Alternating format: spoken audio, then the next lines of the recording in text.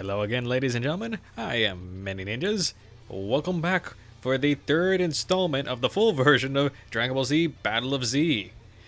At this point of the game, I finished all of the game's regular missions, unlocked all of the actual normally available fighters, which pretty much means everyone but the DLC characters like Vegito and Bardock, which you can only get through a code at the moment. In this case, I have Bardock. And now we're finally giving online play a try with Battle Mode. For those not exactly sure how Battle Mode works in this particular title, everyone starts off in the same lobby there, gets to pick their characters as well as rig them up with whatever items and cards they happen to have handy, and then we basically go quickly into a battle with all 8 participants going at it.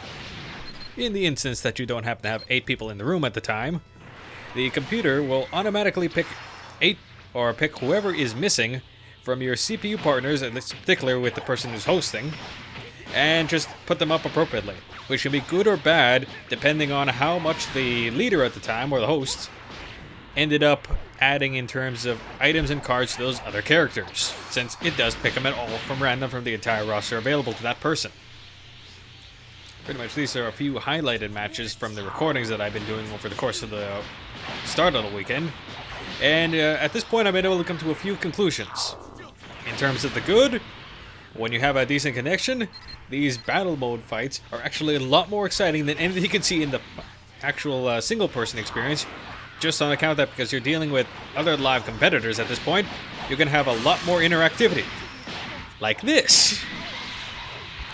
Technically, the fact that you have extra people around also kind of works as a downside if they aren't properly equipped or just don't have the same level of experience as you when you're playing.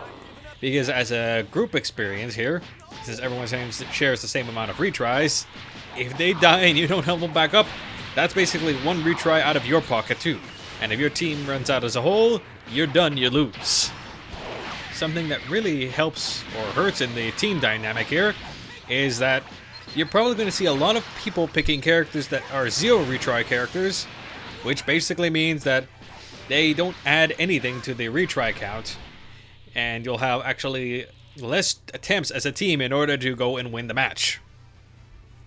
The game does attempt to balance that out a bit by making those characters particularly strong, but really the strength depends on who's using that character at any given time. Moving onward, now let's look at a sample of what happens when there are some latency issues thrown into the mix.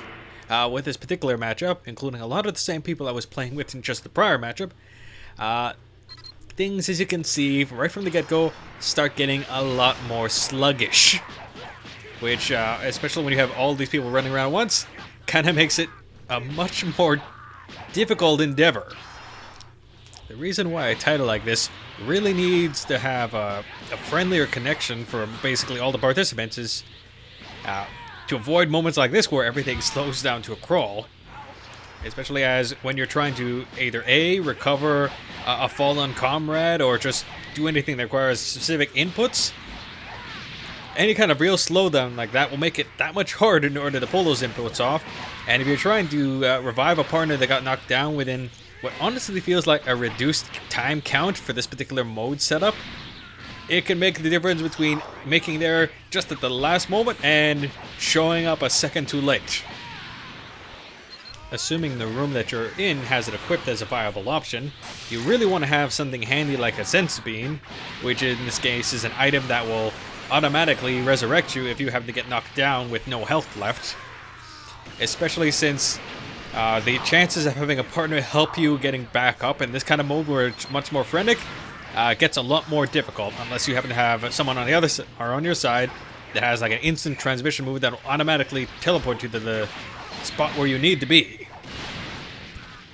Basically, any character that can work in a support fashion that also can teleport is kind of a godsend in this mode, just because you'll be able to resurrect your own team members that much easier, and of course track down your opponents also. Really important when you have almost no lives to go with, and if your team picks a bunch of retry 0 characters. Of course, there's more in life than just battle mode. There's also the online co-op mode to talk about here, in which case we have a segment, or one of the recordings, from a less than successful run, and I'm going to explain why. this mission on its own is honestly not too difficult.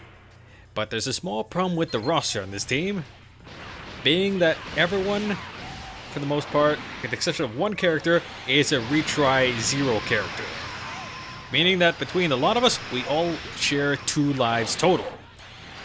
Now this would realistically, it'll be difficult in case of a harder mission, but not impossible, as long as everyone kept something like a senzu bean handy, which is not the case, as this later be revealed. The team does have one proper setup in that we do have at least one support character in the group with Wiz, although as a CPU character, the help is intermittent at best sometimes.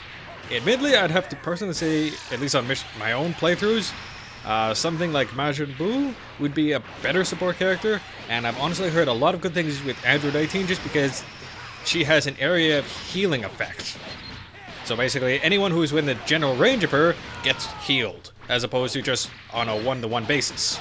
Not to mention, she also heals herself at the same time. Another thing which kind of went wrong with this particular mission, which is kind of a hindsight being 2020 thing, with the exception of maybe Wiz once again, everyone on our team generally moves kind of slowly. Brawly is not a speedster by any means. Maximum Trunks is the slowest version of Trunks, an otherwise fast character. And while Cooler is a little better, he's still not that great in the motion department. Which is really bad since, as you can see, a lot of us spend a lot of the mission kind of flying in our own separate ways, going one-on-one with people. And if anyone went flying, per se, bad things could happen. Like, perhaps not anyone being able to reach them in time if they get knocked out. That will come again later. At least on a theory standpoint, how this particular mission should work out a little better if this was done again later, which actually we did replay this directly after and to a successful mission, is you want to be able to gang up on a single character or two, or at least keep everyone so close that any character that has kind of a wider attack, like in this case Brawly's swipe, will actually hit anyone that's within the general range of it, stunning your entire opponent's team all at once. And if that character is pretty much powered up a lot, it will do a significant amount of damage to anyone in reach. The more you keep characters separated, especially if someone's on lower health, the harder time you'll have being able to recover that person if they do get knocked out. And which is kind of what happened here. There was no one in range at all of that the player who was going with maximum Trunks there, or super Trunks I should really say. And the other team is just so much faster at this point, it's hard to keep track of everyone. And in about a second, ladies and gentlemen, we're going to see where the lack of retries and senzu beans kind of comes back to bite us all in the behinds, as while we're still fairly close together at this point and thus can do last minute saves like this, we're going to get spaced out at this point, well, just a few moments from now, just far enough that there's no way any of us could have dashed in time without something like an instant transmission skill, which no one on this team has, unfortunately. And suffice to say, this is kind of how the online co-op went through my various recordings. And yeah, remember, ladies and gentlemen, senzu beans.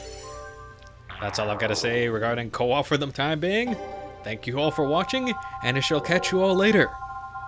Take care.